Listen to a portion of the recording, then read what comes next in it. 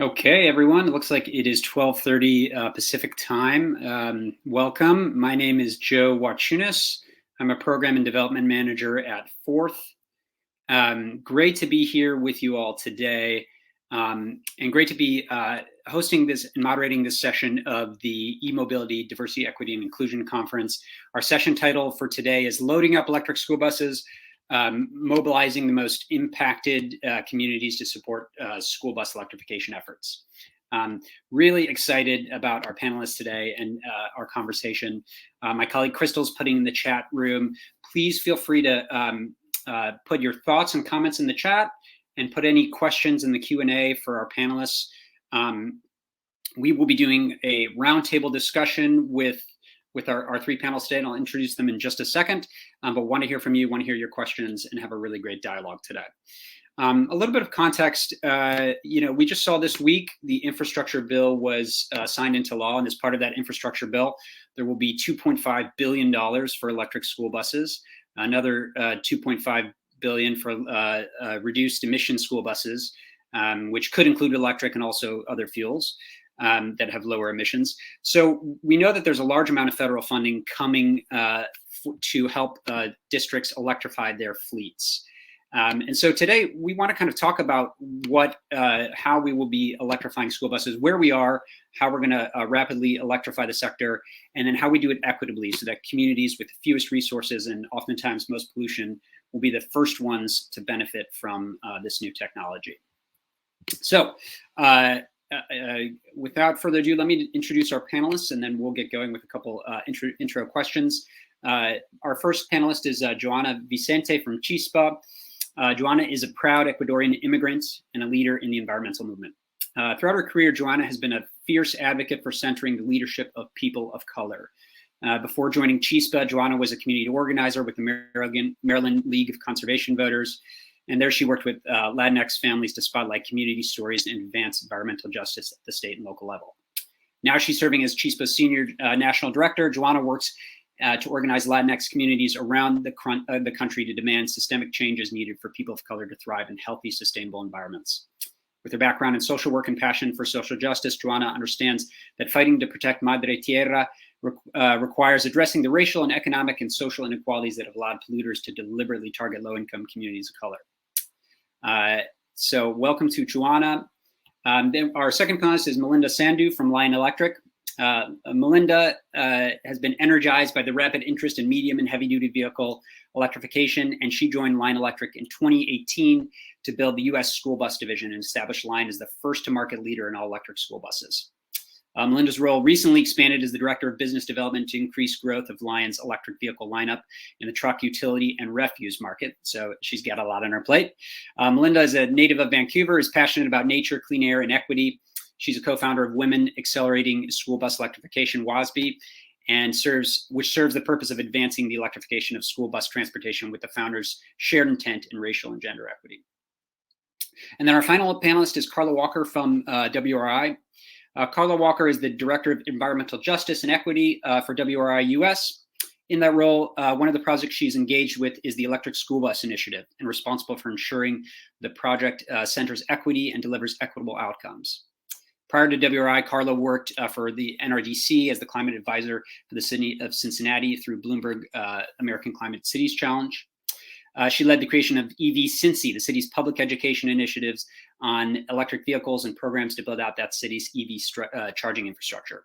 She has nearly 2 decades of policy, community organizing, and strategic expertise working with leaders at the city, state, and national levels. So these bios tell us all what a great panel we have for today. So welcome to Melinda, Carla, and Joana.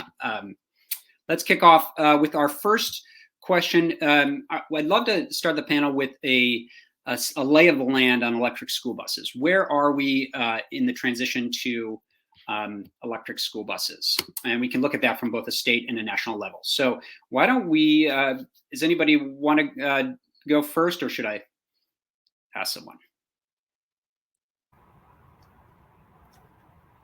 I can go ahead on this one if you like. Go ahead. So today I've been in the school bus market or in the school bus industry for the last 17 years. I will tell you, about 10 to 15 years ago, people thought this was crazy and never going to happen. a little bit of the history, and I was one of them, I'll admit it. I'll tell you a little bit about the history. In 2016, the Vermont VEIC put out a RFI for electric school buses. And actually Lion at that point was the only one that was actually able to respond and deliver school buses, the only OEM that had an all-electric school bus ready to go. So 3 were delivered in 2016. They were a 65-mile range. So to give you a little bit of background, the average school bus route is about 70 miles a day. And then in 2018, when I joined the company, there was around 50 school buses, electric school buses in North America. I was on an alt fuel panel at the Student Transportation News Conference. And again, that's when I realized I'd only been with Lion for a week, that we were disruptors. People were still talking about clean diesel, propane. We were the only school bus manufacturer with a name, with an actual bus at the show. The bus people could ride and drive outside. And everybody was anticipating the funding from the California Energy Commission coming out that year. And at that point, the buses could go 155 miles on a charge, so less range anxiety, and people more acceptable to it. The OEMs on the panel we're still talking about these other alt fuels, but the audience was hungry for information on electric at that time already. So I was a little nervous going, what did I get myself into? And today, in 2021, there's around 750 electric school buses on the road today with all the OEMs, approximately around there. There's 480,000 electric school buses on the road today, so we're still at less than 1%. A very small amount are electrified, but we see more OEMs with electric school buses available. Thanks so much. That's great context, Melinda, just in how rapidly things have shifted in the last 5 years. Joanna, do you want to give us a sense of more on the state level, how things, where are we on? Yeah, and I think I'll agree with Melinda that I feel like when Chispa started working on electric school buses in 2016, like rarely anyone was talking about electric school buses. It was Chispa, the Environmental Law and Policy Center, the Sierra Club, who were primarily engaged around advocating for electric school buses. And I feel like now in 2021, there's so much momentum at the local, at the national level, and I think that is really exciting to see. I think in my experience, I've seen a lot of momentum with like school districts being interested in electrification, and as Melinda said, hungry for information and wanting resources and support to be able to transition. We also see that, communities overall are supportive of electrifying school transportation fleets. And so, I think there has been lots of momentum over time that has been built on work that has happened on the ground with communities organizing and advocating for electric school buses. And that has led to, federal momentum and federal solutions that can really help close a gap in one of the main challenges with school bus electrification, which is funding. Thanks so much, Joanna. Carla, anything to add on where we are with electric school buses? Just to say, first off, thanks for letting me be a part of the panel discussion today.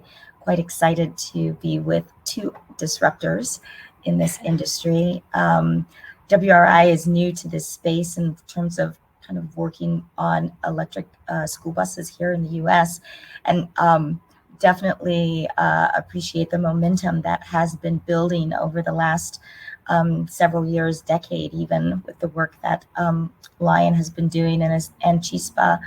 But we are seeing, right, ESBs, electric school buses in states. I think we are noting that there is at least one electric school bus in 33 of the states. So they are spread across the country.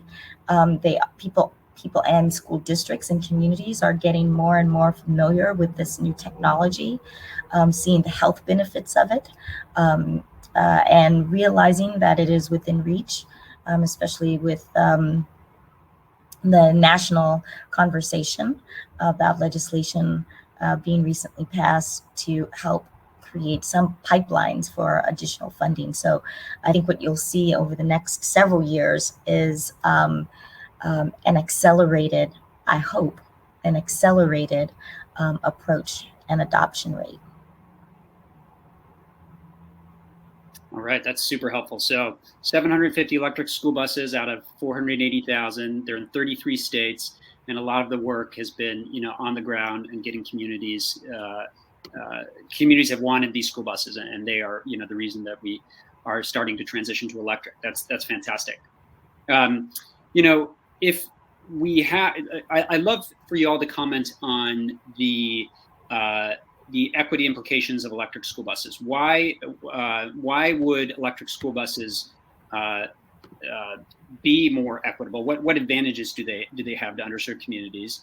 And can you comment on, to date, what type of school districts are getting electric school buses? Are they the wealthier school districts? Are they the underserved school districts? So please, if you could comment on both parts of that question. And why don't we start with Carla, since you went last. So what I'll take a little bit of that in terms of the health impacts from school buses. And this is one of the ways in which equity plays a part, but not the only entry point. But we know, right, that transportation is responsible for almost 30% of all U.S. greenhouse gas emissions. And school buses represent less than 1% of U.S. transport emissions, but they are a symbolic step in the EV transition. So giving children that experience of e-mobility at an early age, but transitioning them can help enable broader infrastructure and industry changes. And what you see is that school buses, electrifying school buses, brings us direct, tangible benefit to every community in the U.S., and it has immediate consequences for our children's health because of the diesel emissions that do create issues with learning abilities and the air pollution triggering asthma and other health effects. And as we heard earlier from your panelists, Dr. Sakobi Wilson, and in some of his comments around what we also know in terms of environmental justice communities, Black and Brown communities, Indigenous communities, communities of color, marginalized communities, they are the ones who are feeling the brunt or are most burdened by that pollution. And so helping to transition the school bus industry to electric and removing that air pollution or those diesel emissions from those communities can have a drastic effect on the health of those communities. And what we're also luckily seeing is some of the grants that are available and that have been available over the last few years have prioritized low-income communities and disadvantaged communities for the buses that they're awarding. So they prioritize routes that are actually run in those communities.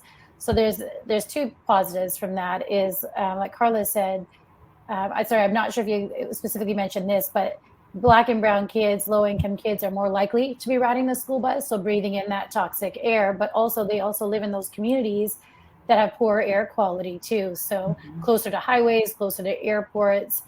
So we want those buses to be running in those communities, and we also want those students on the buses. So luckily, we've seen some of the grants that are available prioritize those routes.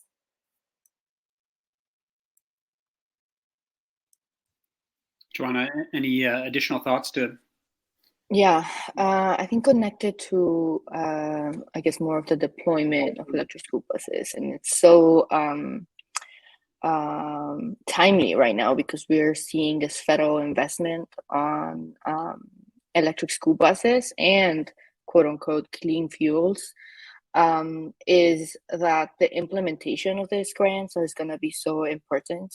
And so as we are engaging all of these different offices and decision makers around this, ensuring that the grant programs that are created, the programs that are really centered on how this money is going to be distributed, that those are centered on equity and in creating good paying jobs is going to be so important. And so I feel like something that we are focusing on as Chispa, and also with the Alliance for Electric School Buses, is on those pieces. What does the implementation look like, and how do we center those school districts that are the most impacted by air pollution, that are low income, etc. And so there's a lot of different indicators, right, of how that can be decided, but ensuring that that's top of mind is going to be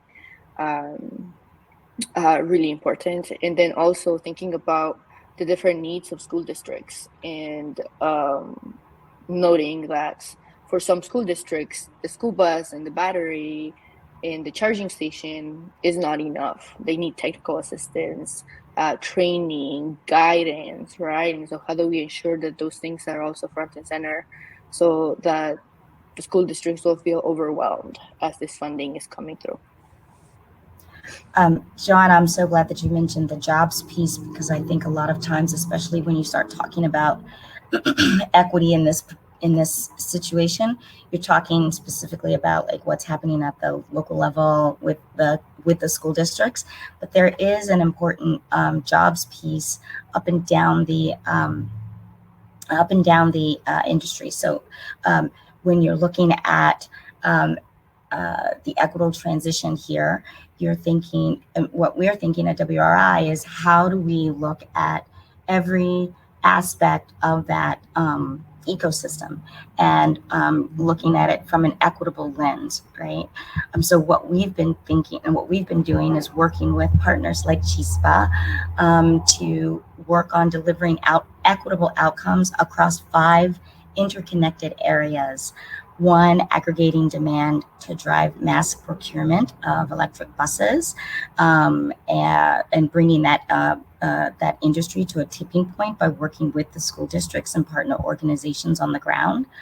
We're looking at scaling e-bus manufacturing, so working with manufacturers to catalyze any innovative business models, delivering and developing innovative utility and private sector financing models to support the smart charging infrastructure deployment, influencing federal and state policy makers so that we can really unlock the public funding and policy support for electrification of these school bus fleets. And then, of course, galvanizing communities and stakeholders for that equitable, comprehensive shift. But it's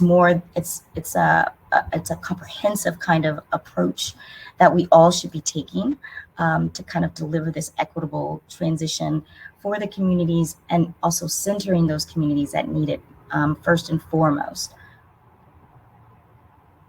If I could just add to something, Carla, I'll tell you a little tidbit. It's something that affected me just when you're talking about diversifying who you're speaking to. A couple of weeks ago, we were in DC for the Chispa and Electrification Coalition, had an EV event with the Department of Transportation. We had a spare day the day before, so we were invited to go to a high school in Montgomery County and talk to some students and bring our bus out there. And we talked to their environmental science and a couple of physics, AP physics classes, way above my head. But we were like, this is exciting, right? When high school kids get to see the bus and ask questions. It was probably one of the best takeaways and comments I've ever gotten in my career. I teared up. The principal, while she was thanking us to come out there and the students were engaged, she thanks us to come out there, but she also mentioned how she's never seen some of these students so engaged and responsive. The electric buses outside, they got to ask questions, their teachers were there. But she also mentioned how it was the first time a team had come in there that actually mirrored what her students look like. And I looked at her because I've never had anybody actually say that to us. And I looked at my team that was there, my technician, our government relations, executive level, another woman transportation director that was there with us. And it really made me kind of drew that, as a person of color, you think you're pretty aware of things, but I've learned so much just being in this industry and sustainability and about equity, that you don't really realize these things make a difference. And for most of these K through 12 kids, their first vehicle, if not their second vehicle, is going to be electric. They're probably going to be working in these fields. And and be our future technicians and executives and presidents and directors. And I realize how important it is. It's not only the vehicles that we bring out there and bringing these school buses and grants, but it's also representing what the community looks like and who you're talking to and diversifying who you're speaking to.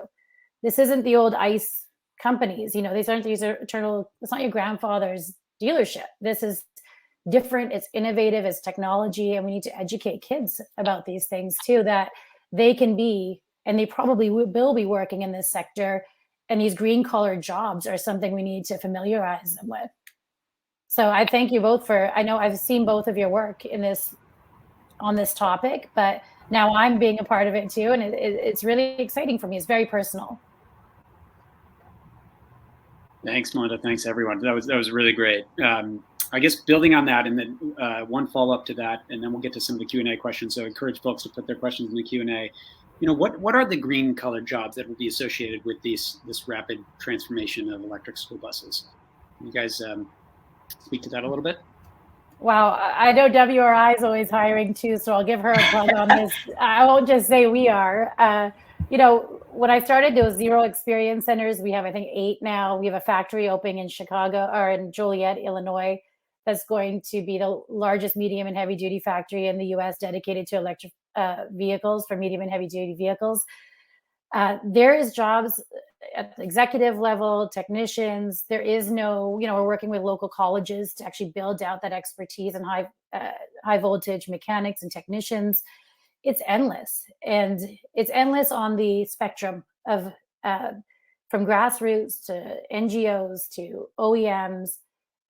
There are so many different jobs and careers that are available to students. And actually, that was another takeaway, that some of the questions that the high school students had to us is it's been a bleak 2 years for them. We're being at home. Teachers actually asked us to speak about that because they wanted to give them some optimism about their graduating in a couple of years. They weren't at school for a year, and what are their possibilities? And there was a lot of questions around that. So that's from an OEM perspective.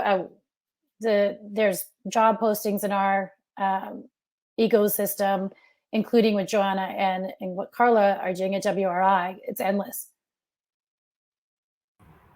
Yeah, I'll just say thank you for that, Melinda. It's great to know that from the OEM side of things, you all recognize and see that up and down the supply chain, there are opportunities to bring new and diverse employees into this space.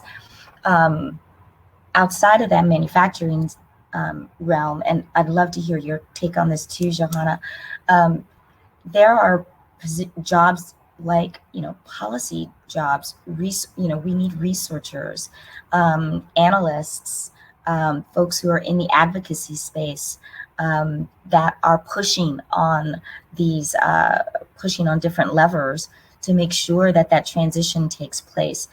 I just want to note that in the context of this conversation around equity, that these jobs are available, and there are people of color and folks from marginalized communities who have not been exposed to these kinds of opportunities. And so there needs to be some intentionality in making those connections, right?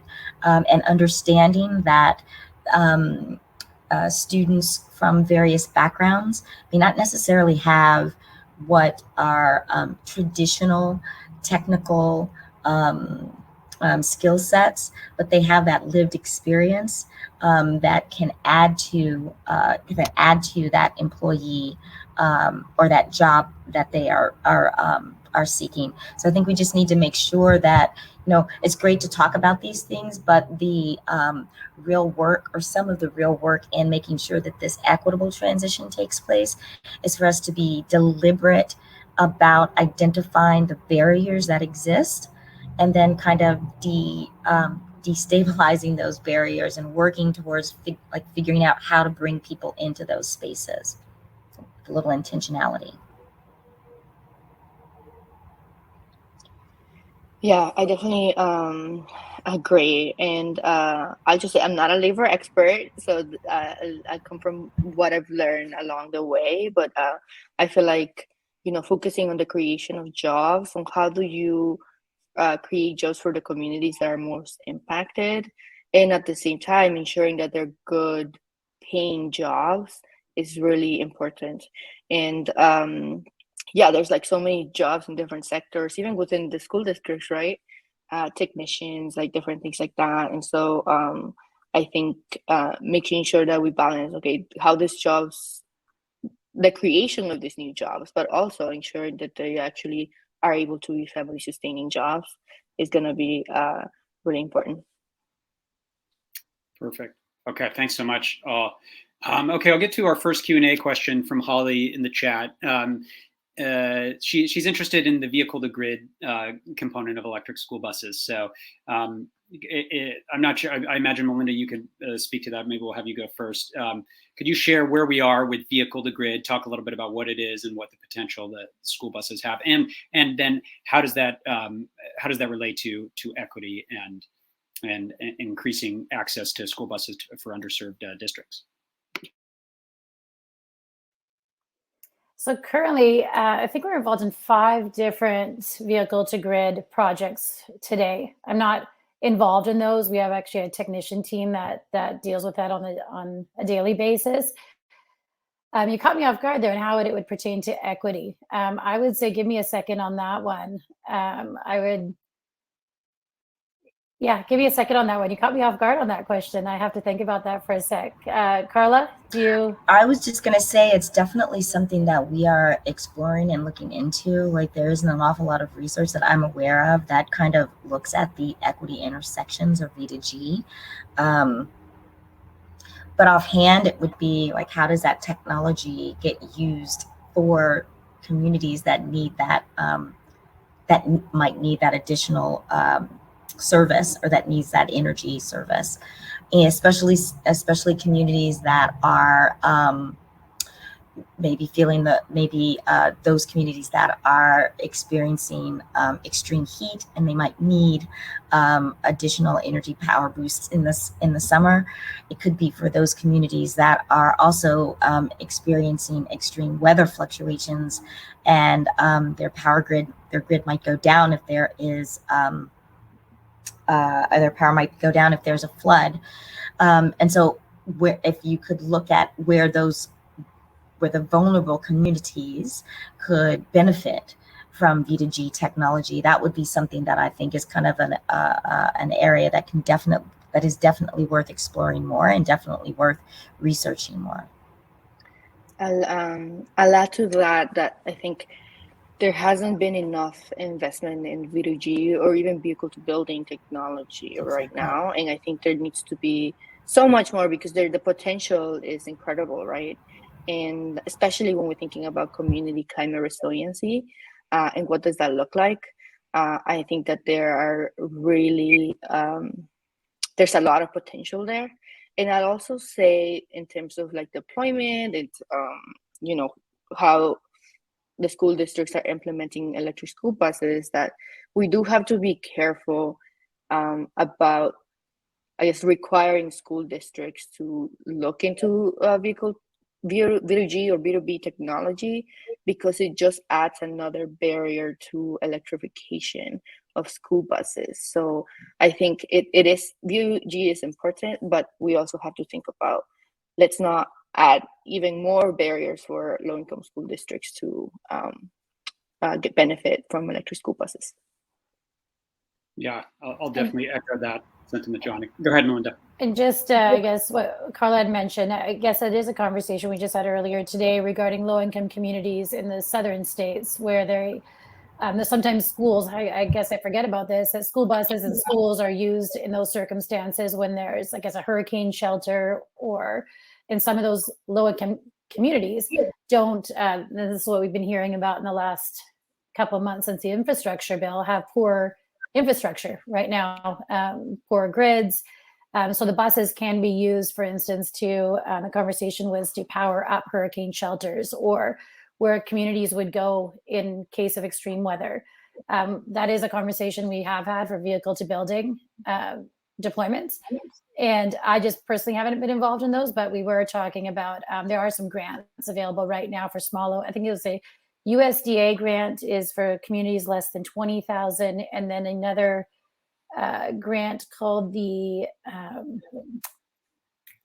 Innovation Prize program that's out right now too. And that is also for lower income communities, but it will be, people are always looking for grants that are not in California for other states. So that those are a couple of funding opportunities for communities in those states.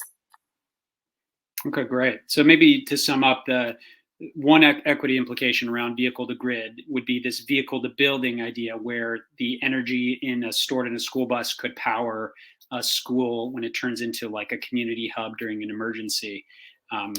And I'm just wondering, just to maybe close the circle on vehicle to grid, and I think Carla talked about this as well.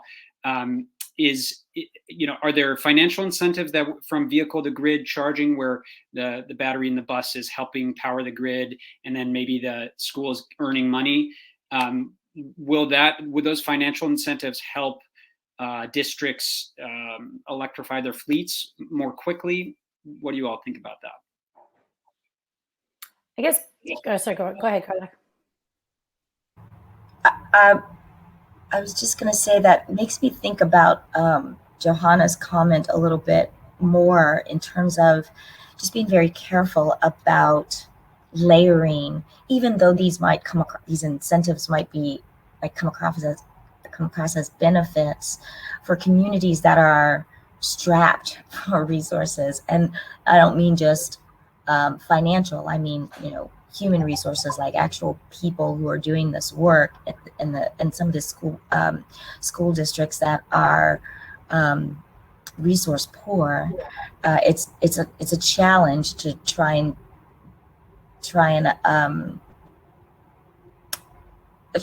connect with those incentives and these programs without some clear pathway of technical assistance and support. I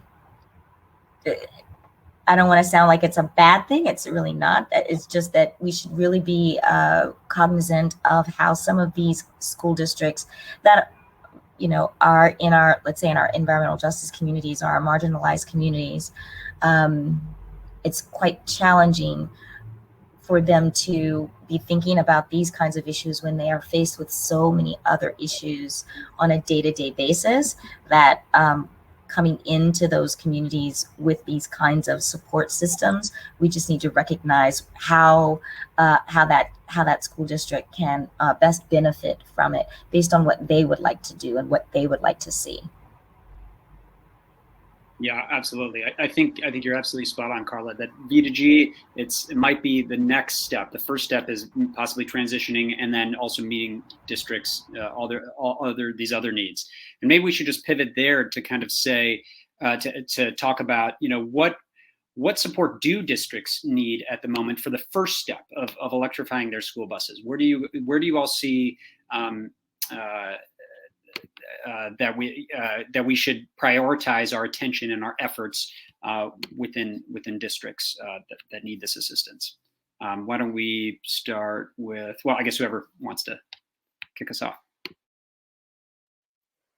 Well, I can tell you that when we first started, everyone's probably heard about the driver shortage in school transportation. So a lot of people that would traditionally be making these decisions, transportation supervisors or transportation directors, are often on the road in a bus driving a route these days. So when we had begun, we have a line grant team that offers grant support, filling out, really providing a school district everything they need and making sense of some of these very complicated grants. Some of them are very complicated and are numerous pages. And so we started with just providing the line grant team. And now it's evolved after 3 years to Line Energy, which is for infrastructure. I think one of the questions we had earlier was about regarding utilities, or talking to your district electrician. Like a transportation director has never had to do that. So now we've put these cogs in the wheel that we can have a grant support, align energy support with infrastructure, and being the liaison and asking the correct questions, or providing a district the questions to ask their electrician regarding their current panels, what they have, how to talk to a utility, what questions need to be asked for utilities. So those are some of the support functions we've built in. Beyond that, I think it's also speaking to their superintendents, to board members. Sometimes alone, a transportation supervisor at a district can't make this decision. They need some education from the top down in their community, in their counties. So we've been supporting them with that information and education and data. I think we might get to that later, but there's a lot of data that's available after running school buses for the last 5 years across the country that we want to supply districts so they can help make the transition.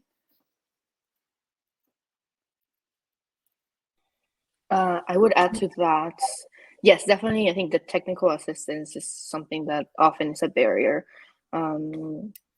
Just like so many questions that school districts have, right? I think we've experienced this in our work on the ground with communities and organizers engaging decision makers at the local level, and them asking so many questions about how do electric school buses work? What do school districts need?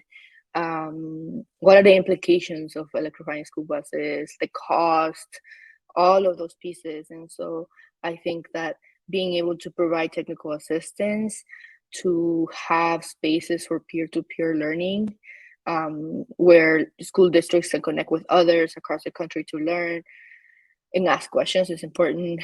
The Chispa Arizona team in 2019, pre-pandemic, for example, did a trip to Twin River School District, where they took a school district from Arizona and they went to Twin Rivers, and then they learned all this information about what it means to have a electric school buses, and then that led to them actually applying for a grant to get electric school buses. So I think that kind of conversations between peers is so powerful and so important, because there's questions that I just can't answer as an advocate, but someone who's actually doing it day to day might be able to better answer.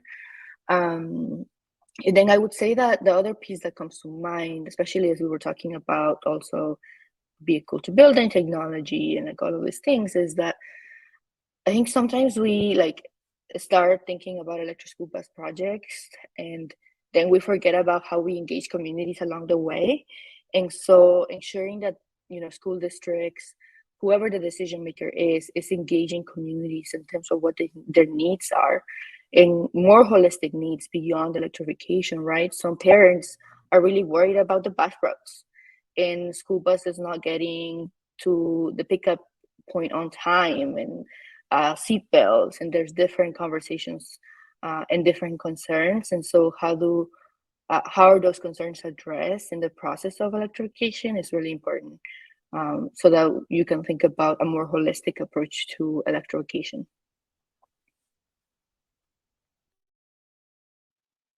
Thanks, Carla. Anything to add to that one? I second everything she just said. Yeah, especially the peer-to-peer learning portion of that. While we can talk about electric school buses from our perch, right, as a policymaker or as a research institute, someone from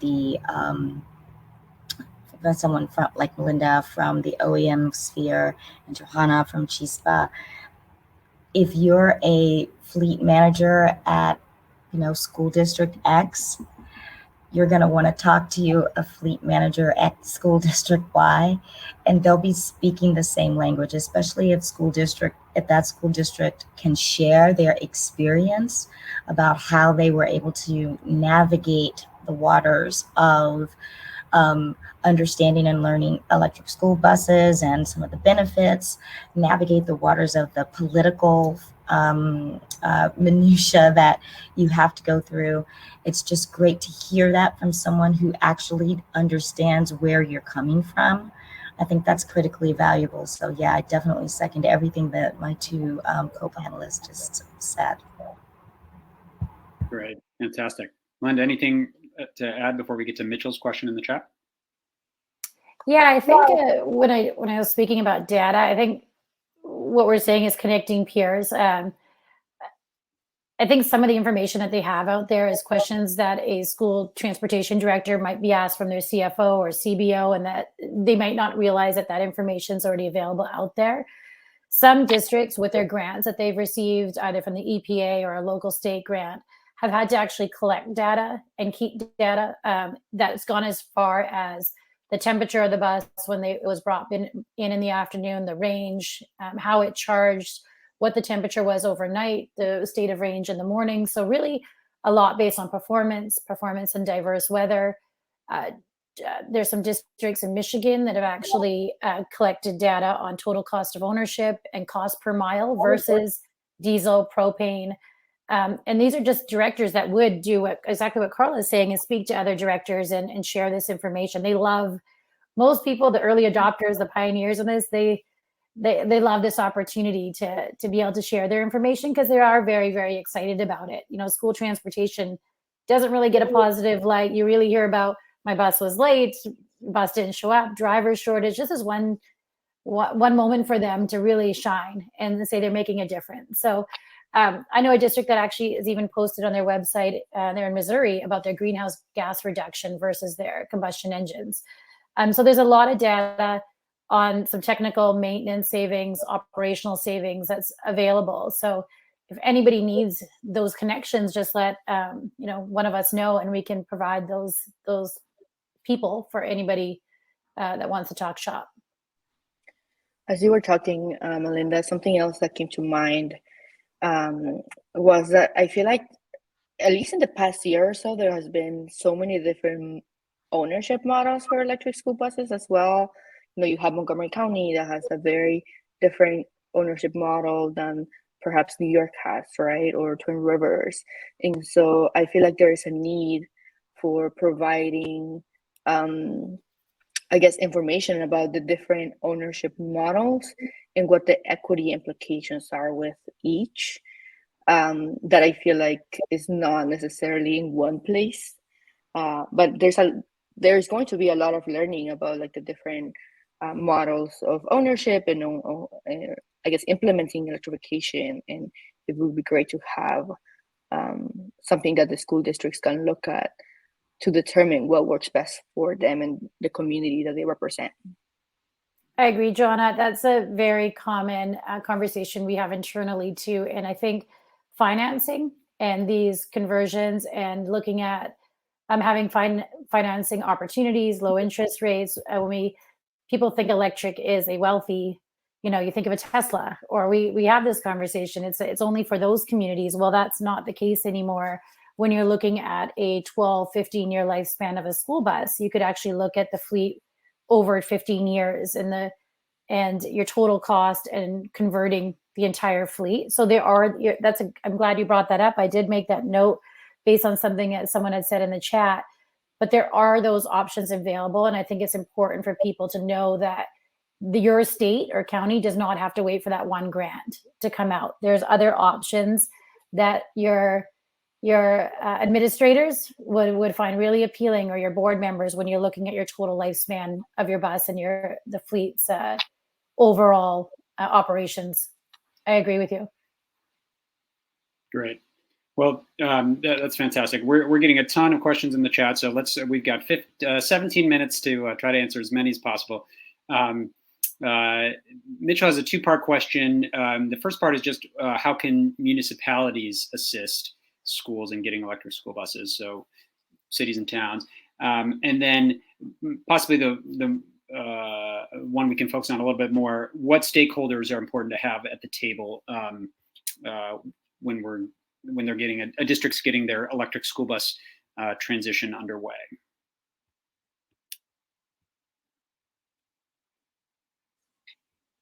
I guess with cities, I'm trying to think of what I've had a firsthand experience with. There are groups such as like climate mayors that have made mandates for their city or within their county or communities. Usually, like I said, there's a big difference or separation between school districts or county and their government or their municipal government. But we try to build those connections and let superintendents know that they're mayor, for instance, is a climate mayor, and to build those connections. But I think cities sometimes, school districts don't realize that there is funding available that might be something that you're not, the local airport has funding for reducing, like in California, that was something that came out for the air pollution control districts. It was coming from funding based on pollution at the airports. So I think having the conversation on where the money is, don't be afraid to ask anybody if there is money, because people do find it appealing that you're helping students in school districts, and school buses are very appealing to a lot of people. We've had corporations within certain cities give money, big corporations that you wouldn't even think of asking for money, and they've funded school buses, and they talk about funding these school buses. So I think school districts need to open up who they're asking for this, because it's a national conversation, and now people clearly know that this is affecting the health of kids with asthma, breathing in toxins, all the different reasons why kids should not be breathing in this, combustion engine or the emissions. Don't be afraid to ask, is what I would say. Ask your board members. They're usually really connected. They can ask their community and government officials too. Yeah, I would say that I think there's a lot of opportunity for like municipalities, for states, counties to really support school districts in how to apply for grants, or as Melinda said, identifying the grants. I think I've heard a lot of conversations about what role does the State Department of Transportation play in supporting school districts to electrify their transportation, like electric school buses, right? And so I think that there's a lot of support that can be there that perhaps isn't yet, but there's a lot of opportunities. And I would say in terms of stakeholders that need to be involved, obviously community number one, right? Students need to be involved. I think OEMs need to be involved, like all of the people who are going to make this happen. Oftentimes OEMs can support the like applying for grants and like some technical assistance and things like that. And so ensuring that, I think you almost have to do like power mapping, who are the people who Definitely support, oppose, all of those things, so that you can get all the people on board in terms of support. And I wouldn't leave out the utilities as well. I'm a big fan of the big tent, and always looking at where you might find a group of stakeholders that may not necessarily agree with you on other issues, but they can come together when it's about improving the health of our children. So you should be looking at the local level. Definitely, I think Brian Anderson has this in his in the chat, right? Students, parents, community leaders, your small and medium-sized businesses, who your power players are in your community. This goes to Joanna's comment about doing a power mapping. Definitely OEMs, if you have them, or transportation providers. So I'm based in Cincinnati. First Student is in my backyard.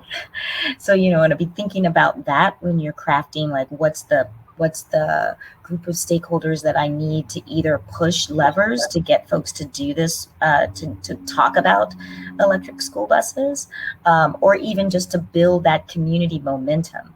You want to kind of figure out who's going to be, who or what entity is going to be supportive for you in this work. And one implementation point I'll put in here is I've heard a utility on a panel speak, and they said, contact your utility early and often. And she probably repeated that about 20 times during her panel. It was a bit of a joke by the end.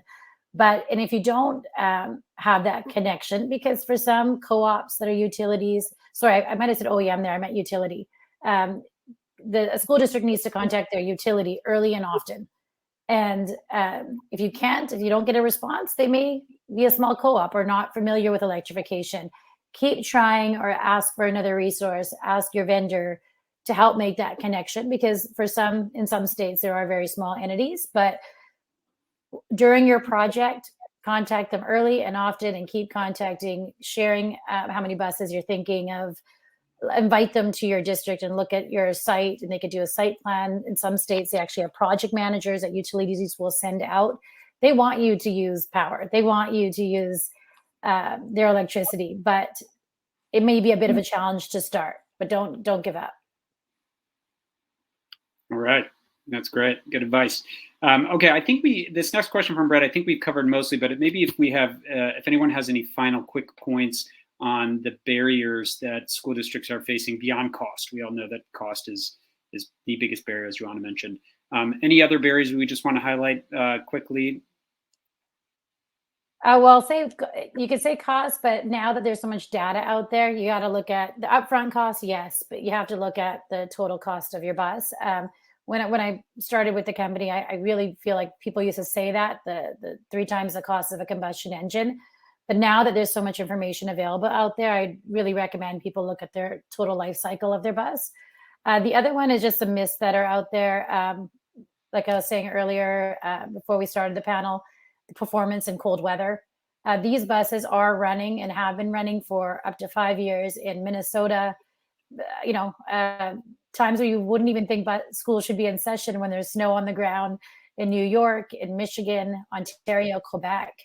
They're running in cold weather in Alaska, in a number of states, and they've been running for a long time. So there's some myths that are out there that need to be busted. And also getting, in an earlier panel, they talked about consumer EVs. You can get getting butts in seats is important. Getting people to drive an electric school bus. They're available to you. We can bring them to you. They're your neighboring district. Joanna mentioned Twin Rivers. One of their grants actually has them, they loan out their bus to neighboring districts for them to use it for a week. So there are buses that are available to you for your district and your drivers to drive. Great. That's great, Melinda. Really good list. Joanna and Carla, any other quick barriers before we go to Darnell's question? I think we've covered a lot of that in the earlier part of the conversation. Okay, perfect. Well, so Darnell is kind of referring to getting our students involved, and he says, how do we prepare youth to pursue post-secondary studies that align with emerging opportunities in the EV space? That's a really good question. I think I mentioned earlier that we actually brought the bus out to a district. It was so cool because when you see kids get excited, the younger that you actually get excited yourself. I seen a little grade 5 student walk by and see the plug and say to the whole lineup of their peers, do you know what that means? That means you plug this in like your iPad. And they're just all giggling and laughing. But also working with local colleges and even high school shop classes. Like I would say, we went to see a physics, environmental science, getting kids familiar that these vehicles are out there, but also helping with curriculum, knowing that these are their future careers. Helping colleges to build this curriculum out there. This is new. We can't go out there to a pool of high voltage mechanics and technicians and find them. We're building them ourselves. So going out there and starting with the youth, and what I would love to do one day is all of our school districts to have electric buses, just like we did in Maryland, but bringing them to their shop classes, to their physics classes, and exposing them to what they already have at their school district. Exposure is key. That's what folks did, at least when I was growing up, for the arts. We had trips to the ballet and to the theater. So that is a really innovative idea, Melinda, to have school districts send their students in their classes into those shops and see what's going on, and have them touch and feel and see what, learn at an early age. I think that's a wonderful idea. I think, Carla, didn't WRI do an animation on electrification too? Was it your group that did that? It's possible. I'm 4 months into WRI, so if that was prior to July 19th, I'm not familiar with it. And then like one of our colleagues did a children's book on electrification. Yeah. And I don't know if you saw it, Joanna, but we did have it. I think he even gave one to Secretary Buttigieg while we were out there. But it was there's a lot of resources actually available targeted to youth. But I think personally, and I'm obviously biased here, I think it's nothing better than bringing a bus out and letting them realize Mhm. how it works and it's available. And I think one of the comments in the chat was, how is this for special needs students? Mhm. I will tell you, I have two nephews on the autism spectrum, and that was one of my first questions. Drivers, adults, kids get off the bus and they go, wow, that was peaceful. I've heard that comment a number of times. Mhm. Less vibration, less noise, less yelling over each other. So for special needs kids, I ask directors that all the time, and there is a difference. The noise has come down quite a bit.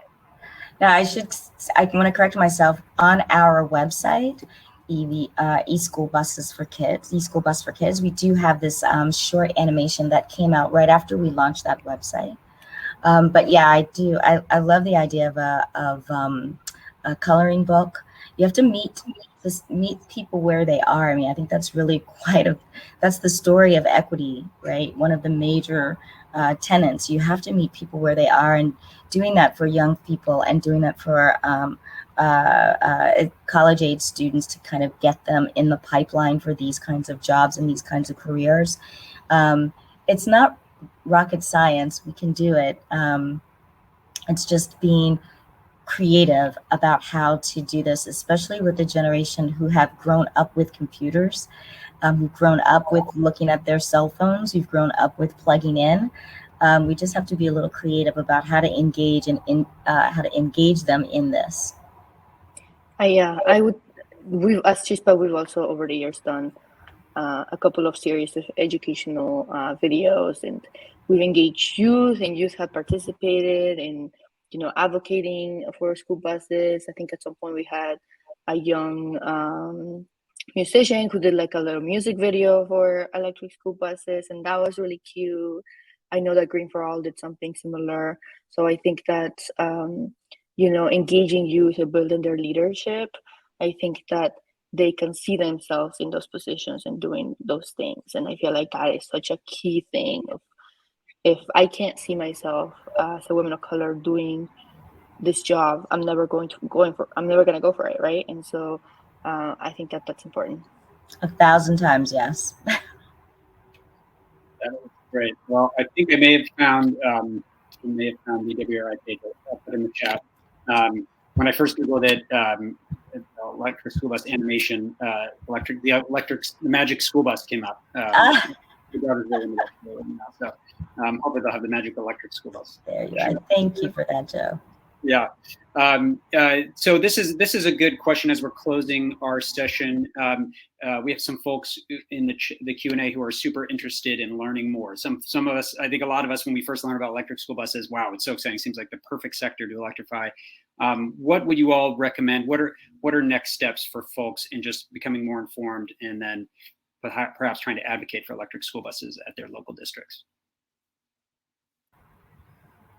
I'm going to say first and foremost, the groups on this chat. I'm sorry, on this webinar, Chispa, Lion Electric, WRI. Like I say, you've put our e-school bus for kids in the chat, but I would definitely recommend seeing what Johanna's group has been doing, but there are also other organizations that that provide a lot of background information on electric school buses.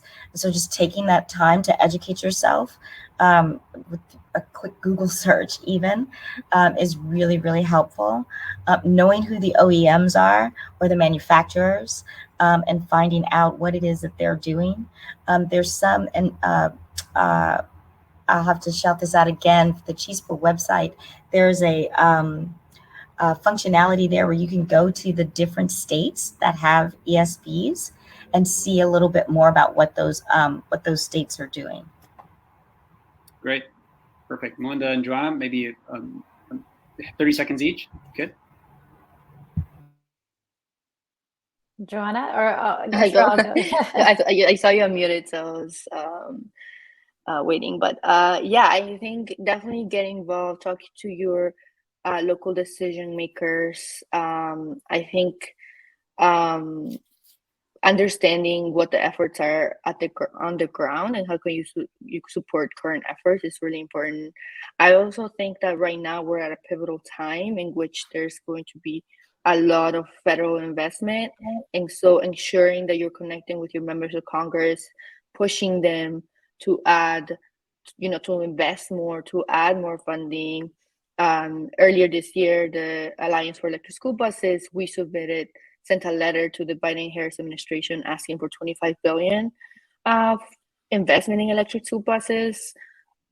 What we've seen right now, it's a great first step, and it will get more school buses on the ground, but we know we need more investment. And so ensuring that when you're talking to your local electeds, that you are naming that is really important. And lastly, I'll say, if there's no efforts on the ground in your communities and you see this important issue for your community, then start your own thing. Engage with local parents and students and see what can be done. The New York LCV and the New York Alliance or Coalition for School Buses, they released this like really cool guidance of how you can start your own campaign, and I think that's really exciting as well. I agree with you. I agree with you, Joanna. I think over the pandemic, we finally met each other in person a couple of weeks ago. But the one thing I've noticed in the last couple of years is there isn't everyone can be an advocate. It doesn't matter if you're the technician or the student riding the bus. We've seen Holly from Miami-Dade Unified or School District in Florida. She's an 8th grade student, be an advocate. She's convinced her school board to go electric. Actually interviewed her and brought her into our Women Accelerating School Bus Electrification group there. But you could be a parent, an advocate, working at the district. Everybody can be an advocate. There's enough information and funding and resources out there available to you to bring an electric school bus to your district.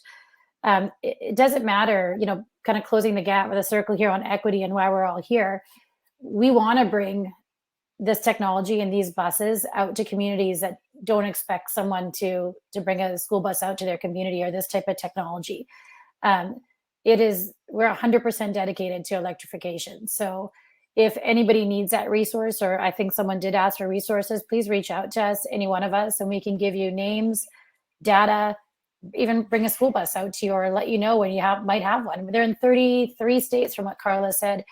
There's a good chance that your district, just like what Joanna mentioned, like Twin Rivers, opens their door up to you as a advocate. Doesn't matter where, if you work with the district or not, to show you the electric school bus and share what they've done and how they've created their fleet. There's people and resources available to you. So don't think that your community can't be served. They can, and there's people fighting for you. And there's a lot of women, I realize, that are behind this, including a group called Moms Clean Air Force, that have been awesome bringing this information out there. Their women are really concerned with their students and their kids riding in zero emissions buses. So let us help you. Well, that's a fantastic and hopeful message to end on. I want to thank our panelists so much, Melinda, Carla, and Joanna, for such a great session. Thank you all for joining us. We hope you have a fantastic rest of your e-mobility, diversity, equity, and inclusion conference, and we'll catch you in the other sessions. Thanks so much, all. Thank you. Bye-bye.